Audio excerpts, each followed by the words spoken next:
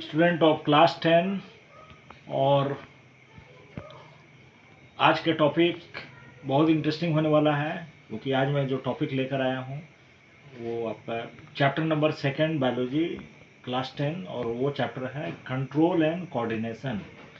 तो आज जिस टॉपिक पे डिस्कस करेंगे हम लोग, मैं चाहता हूँ कि किसी भी स्टूडेंट का कोई डाउट नहीं रहे, सारा डाउट क्लियरिंग हो जाए। तो एक एक करके सारे टॉपिक पे मैं एनालिसिस करूँगा।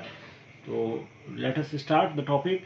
सबसे पहले देखते हैं कि चैप्टर का नाम है कंट्रोल एंड कोऑर्डिनेशन। इसका मतलब क्या है, चैप्टर का नाम क्यों पड़ा है control and coordination. Controlling means how to control the activity. Body के अंदर जितने भी एक्टिविटी होते हैं, जो हमारी बॉडी के अंदर जो भी एक्टिविटी है, मान लीजिए कि voluntary action, involuntary action, reflex action, so how are this action will be control. ये एक्शन कैसे कंट्रोल होगा बॉडी के अंदर। या प्लांट भी तो कंट्रोल एंड कोऑर्डिनेशन करते हैं, तो प्लांट के अंदर कौन सारे फैक्टर रिस्पॉन्सिबल हैं कंट्रोल एंड कोऑर्डिनेशन के लिए। इन सारी बातों पर चर्चा करेंगे। सबसे पहले हम लोग बात करेंगे स्टिमुलस क्या है, what is stimulus. you know student that external factors are stimulus. If there is change in external factor which is called stimulus. जो एक्सटर्नल फैक्टर में जो चेंजेस होते हैं, जो परिवर्तन होते हैं, उसी को हम स्टिमुलस बोलते हैं। सपोज अगर आप शांत तालाब में अगर आप पत्थर मार दीजिए तो क्या होगा। अगर शांत तालाब में आप पत्थर मारिए किसी नदी में, तो एक बबल उठेगा, जो बबलिंग होगा, पानी में वेव होगा। So that is called stimulus. अगर आप सनलाइट की तरफ देखेंगे तो क्या होगा, you will close your eyes because of the pressure in your eyes. So this is also called stimulus. तो चेंज इन एनवायरनमेंट के प्रति हम जो रिएक्शन देंगे, उस रिएक्शन को बोलेंगे reflex action. Once again I am repeating कि रिफ्लेक्स एक्शन क्या है। रिफ्लेक्स एक्शन क्या है, when all of sudden action responded by our body to anticipate our self in a very short span of time, and this is called reflex action. अब reflex action के अनेकों उदाहरण हो सकते हैं। फॉर एग्जाम्पल, अगर हमारे मतलब हम लोग जा रहे हैं और सड़क पर आंख में कोई इंसेक्ट अगर आ गया, तो will close down our eyes, right. And if you have touch any electric wire and you will get an electric jerk, you will remove your hand. So these are the example of reflex action. अगर आप बिजली का तार छू रहे हैं, गर्म तार है, तो आप हाथ हटा लेते हैं। आप गर्म चाय पी रहे हैं, मुंह जल रहा है, तो आप कप हटा लेते हैं। अगर आप सनलाइट की तरफ देख रहे हैं, तो आप आँख का पलक गिला रहे हैं।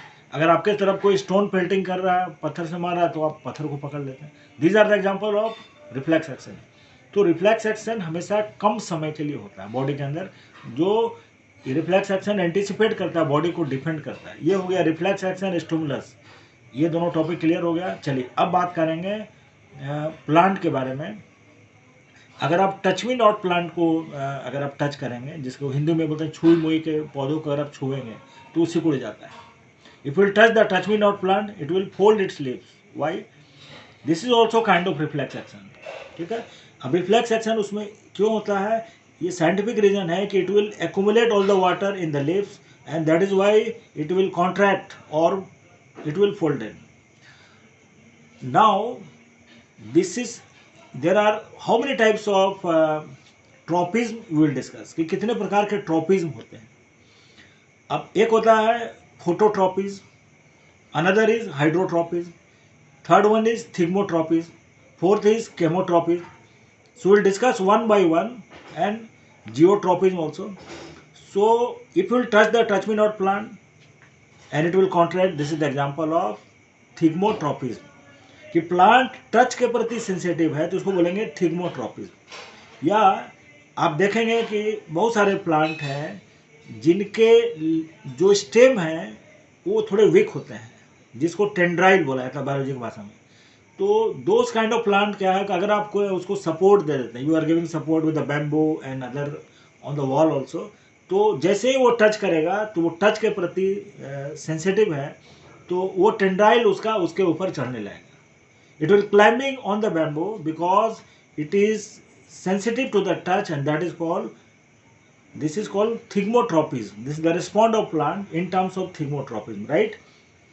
चलिए नेक्स्ट टॉपिक, जो टॉपिक आपको हम बताने जा रहे हैं वो है geotropism. Now what is geotropism? अब जियोट्रॉपिज्म दो प्रकार के होते हैं, एक होते हैं पॉजिटिव जियोट्रॉपिज्म, एक होता है निगेटिव जियोट्रॉपिज्म. आप देखेंगे प्लांट का जो रूट है वो हमेशा नीचे भागता है towards gravitational centre of gravity. Centre of gravity हमेशा अर्थ के नीचे है, तो रूट भी नीचे भागेगा, तो this is called positive geotropism. और सूट हमेशा ऊपर भागेगा, तो सूट जो ऊपर जाएगा ये against gravitational centre of gravity है, and this is called negative geotropism. So there are two type of geotropism, positive geotropism when the root is going downward, and negative geotropism when shoot is going upward. So we have already discussed what is thigmotropism, what is geotropism. Now we'll discuss hydrotropism. आप एक plant ले लें और एक आप container ले लें, उस कंटेनर के अंदर प्लांट रखें, दूसरे साइड आप सॉइल डाल दें, और प्लांट में सॉइल साइड में उधर जो है उधर आप वाटर डाल दें, और leave it for 2-3 days. What you will find that the root is going towards water.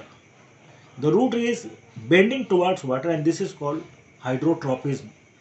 The response of growth of root towards water is called hydrotropism. Hydro means water.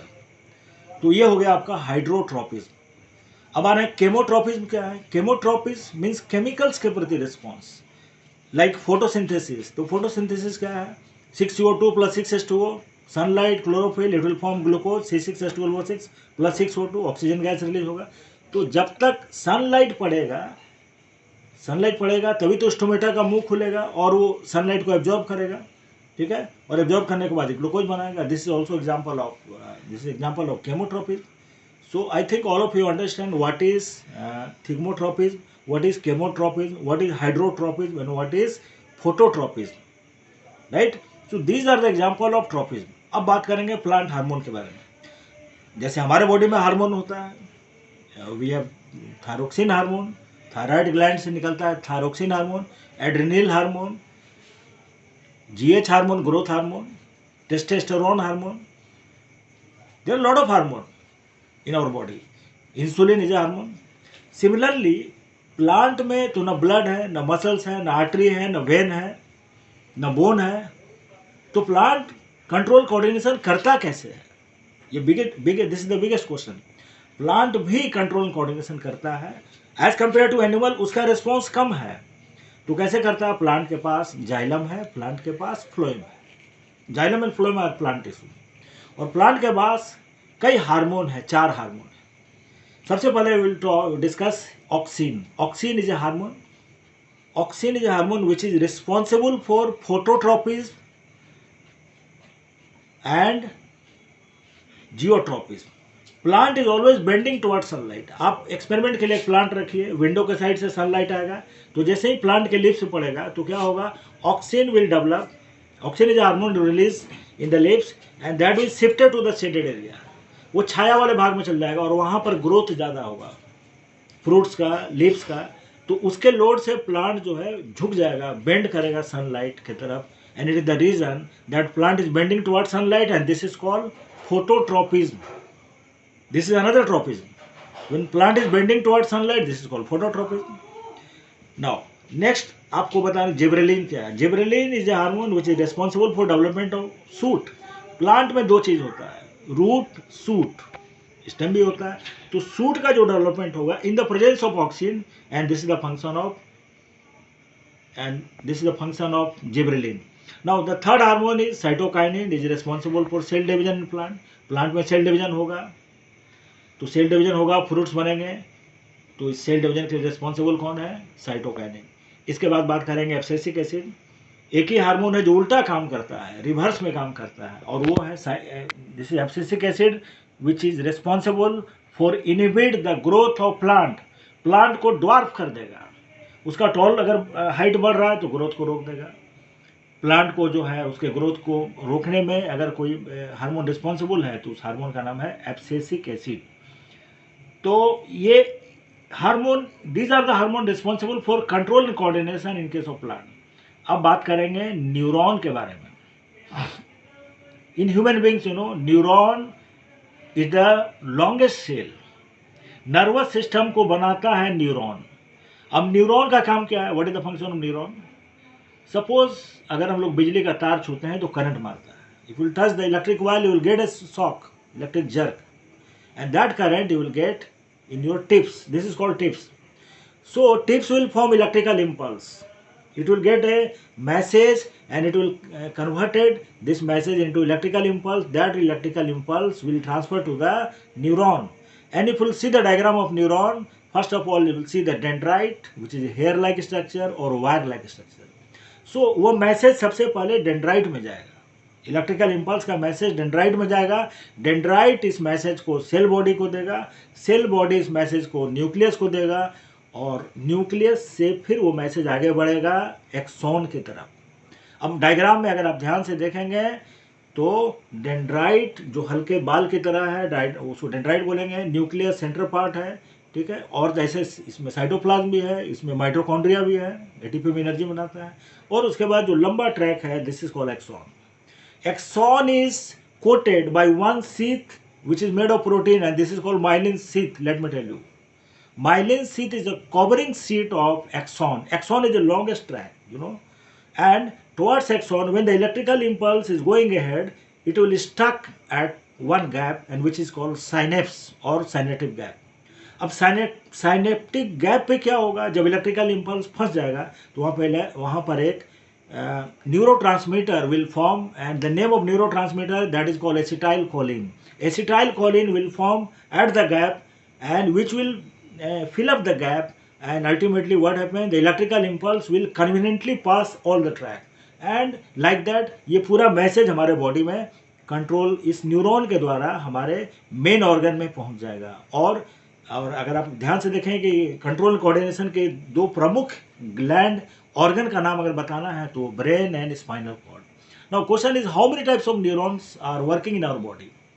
सो हमारे बॉडी में जो neuron काम करते हैं, अब एक है कि जो मैसेज लेके जाएगा, तो जो मैसेज लेके जाएगा उसको बोलेंगे सेंसरी न्यूरॉन, और जो स्पाइनल कॉर्ड और ब्रेन में जो नर्व बैठा हुआ है जो मैसेज देगा उसको बोलेंगे रिले न्यूरॉन, और जो मैसेज लेके आएगा कि हाथ हटाओ, हाथ जल रहा है तो हाथ हटाओ, वो बोलेंगे मोटर न्यूरॉन। एम से मोटर न्यूरॉन, एम से मसल्स, क्योंकि मोटर न्यूरॉन आएगा मसल्स को ऑर्डर देगा कि भैया हाथ हटाओ, करंट मार रहा है, हाथ हटाओ, इलेक्ट्रिक करंट मार रहा है, ठीक है। So I think all of you understand कि if you have any doubt on this I can again I will come back and discuss with you, right. So वो मोटर न्यूरॉन क्या करेगा, वो मैसेज लेकर आएगा और रिफ्लेक्स एक्शन के द्वारा वो अपने बॉडी को एंटिसिपेट करेगा। If you have any doubt please comment, make a comment and please like and subscribe my video so that again I will come with you with a new topic. Thank you very much to all of you.